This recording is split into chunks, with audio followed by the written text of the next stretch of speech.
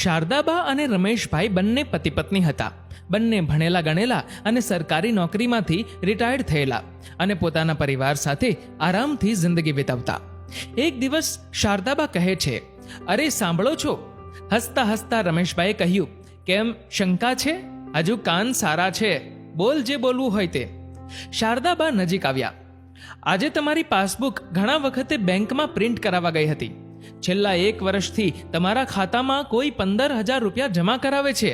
જરા તપાસ તો કરો, આ એકાઉન્ટ વળી કોનું છે? રમેશભાઈએ ગંભીરતાથી પાસબુક હાથમાં લીધી.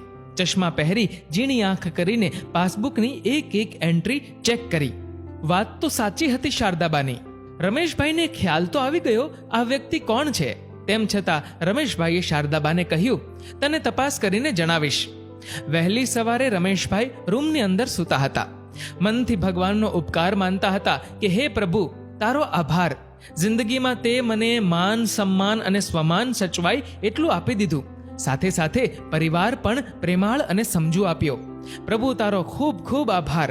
મારું નિવૃત્ત જીવન તે સુધારી દીધું. એટલામાં જ રૂમની અંદર રમેશભાઈનો મોટો દીકરો રાહુલ આવ્યો. તેણે ધીરેથી રમેશભાઈનું પાકીટ ઉઠાવ્યું. રમેશભાઈ ઝીણી આંખે જોઈ રહ્યા હતા. રમેશભાઈને શંકા ગઈકાલની હતી, તે સાચી પડવાની તૈયારી હતી. રાહુલે રમેશભાઈનું પાકીટ ખોલ્યું અને તેમાં કેટલાક રૂપિયાની નોટો મૂકતો દેખાયો. રમેશભાઈએ એક હાથે લાઇટ ચાલુ કરી અને બીજા હાથે રાહુલનો હાથ પકડ્યો. રાહુલ સ્તબ્ધ થઈ ગયો. પપ્પા, આ શું કરો છો? બાજુમાં સૂતેલ રાહુલના મમ્મી પણ જાગી ગયા. રમેશભાઈએ કહ્યું, તું પૂછતી હતી ને મારી પાસબુકમાં દર મહિને રૂપિયા 15,000 કોણ જમા કરાવે છે? એ આ આપણો રાહુલ જ કરાવે છે. સાથે સાથે મારા પાકીટમાં દર મહિને 5,000 રૂપિયા હાથ ખર્ચીના પણ આ જ મૂકતો હતો. મને એમ કે તું પેન્શન ઉપાડીને વધતા રૂપિયા મારા પાકીટમાં મૂકે છે. રાહુલ આંખમાં પાણી સાથે બોલ્યો, મેં કંઈ ખોટું કર્યું છે પપ્પા? ના બેટા, મારી પાસે કહેવા માટે કોઈ શબ્દો નથી. એક પુત્ર તરીકેની ફરજ તું ચૂક્યો નથી, તેનો આનંદ છે. મા બાપની તો ફરજ છે બાળકોની જરૂરિયાતો પૂરી કરવાની. પણ જ્યારે સંતાનો મોટા થઈ તેમની ફરજ કીધા વગર સમજી જાય ત્યારે મા બાપની જિંદગીનો બાળકો પાછળ કરેલ મહેનત અને ખર્ચનો થાક લગભગ ઉતરી જાય છે. ઘડપણની જરૂરિયાત કેટલી, સ્વમાનનો ઓટલો અને રોટલો, આ બધું તું મને આપે છે બેટા. Proud of you my dear son. Rahul કહે છે, પપ્પા, તમારા ઉપકાર અને લાગણીઓ સામે આ રૂપિયાની કોઈ કિંમત નથી. હું કોલેજમાં આવ્યો ત્યારથી નોકરીએ લાગ્યો ત્યાં સુધી મારું પાકીટ ચેક કરી તમે મારી જાણ બહાર રૂપિયાઓ મૂકી દેતા હતા. મારે કોઈ દિવસ તમને કહેવું નથી પડ્યું કે પપ્પા રૂપિયા વપરાઈ ગયા છે, હાથ ખર્ચી આપો. એવું પણ બની શકે કદાચ તમારા ખર્ચ કે મોજ શોખ ઉપર કાપ મૂકી તમે મારી જિંદગીને એવી સુંદર રીતે શણગારી છે કે આજે હું ઉચ્ચ હોદ્દા અને પગારને લાયક બન્યો છું અને જેના સાચા હકદાર તમે અને મમ્મી છો. અને પપ્પા, હજુ તો આ મારી શરૂઆત છે. મારી પ્રગતિની સાથે સાથે પાસબુકનો ગ્રાફ પણ ઊંચો જશે અને પાકીટ પણ તમારે નવું લેવું પડશે. રાહુલ હસી પડ્યો. રમેશભાઈએ ધીરેથી કહ્યું, બેટા, તે પણ હવે પરિવાર માંડ્યો છે. તારી પણ જરૂરિયાતો દિવસે દિવસે વધશે. અમારે જરૂર નથી, તું આનંદ કર. અમને જરૂર પડશે ત્યારે તને કહેશું. હવેથી રૂપિયા જમા કરાવવાના બંધ કર.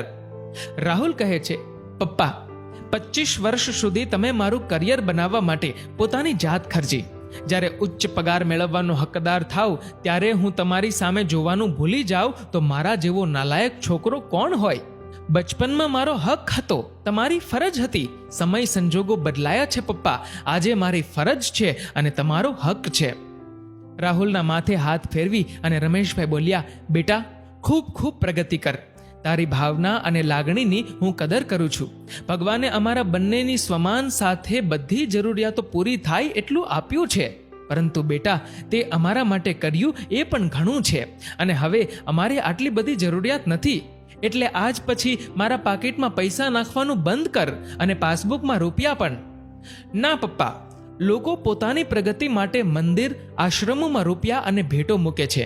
વાસ્તવમાં ભગવાનને રૂપિયાની જરૂર નથી અને મંદિર કે આશ્રમના યોગદાન કરતાં પણ મા બાપને આપેલું યોગદાન શ્રેષ્ઠ ગણાશે. મારા વિચારો મુજબ સાચા ભગવાન આપણા ઘરમાં બેઠા હોય છે. એ ભૂલીને આપણે મંદિર અને આશ્રમોના પગથિયા ઘસીએ છીએ. મારી નજરમાં ઘર એ જ મંદિર છે અને એ મંદિરમાં તમે બંને મારા જાગતા ભગવાન સ્વરૂપ છો.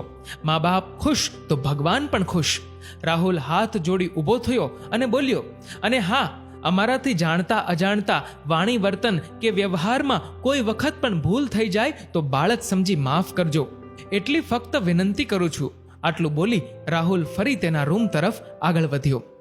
રમેશભાઈ રૂમમાં રાખેલ ભગવાનની મૂર્તિ સામે જોઈ બોલ્યા, હે પ્રભુ, તારો ખૂબ ખૂબ આભાર. મિત્રો, સંતાન સમજુ નીકળે ત્યારે પણ એને ભગવાનની કૃપા સમજી લેજો. બધાના નસીબમાં આવા સંતાન સુખ લખેલા નથી હોતા. મિત્રો, રાહુલ જેવા સંતાન જો બધા મા બાપને નસીબ હોય તો સંસારમાંથી વૃદ્ધાશ્રમ નાબૂદ થઈ જાય. તમારું આ વિશે શું કહેવું છે? નીચે કમેન્ટ બોક્સમાં લખીને જરૂરથી જણાવજો. અને મિત્રો, તમને જો આ વિડીયો ગમ્યો હોય તો વધુમાં વધુ લોકો સાથે શેર કરજો, લાઈક કરજો આ વિડીયોને, અને આવા જ બીજા પ્રેરણાદાયી વિડીયોઝ જોવા માટે સબસ્ક્રાઇબ કરો અમારી યુટ્યુબ ચેનલને અને ફેસબુક પર ફોલો કરો અમારા પેજને. ધન્યવાદ.